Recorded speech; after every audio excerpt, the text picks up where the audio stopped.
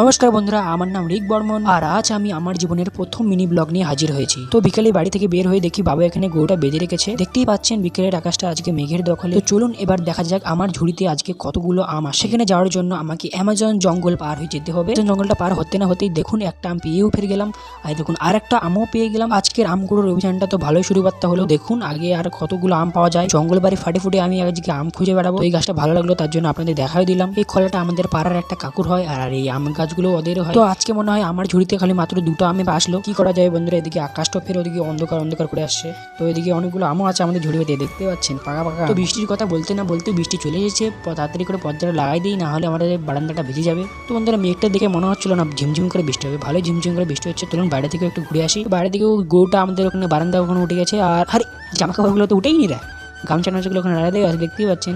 থাক পরে উঠাবো, বৃষ্টি হোক ছাড়ুক। তো আজকের মতো বিদায় নিচ্ছি। ভালো লাগলে চ্যানেলটা সাবস্ক্রাইব করে লাইক করে পাশে থাকবেন। বাই বাই, ধন্যবাদ।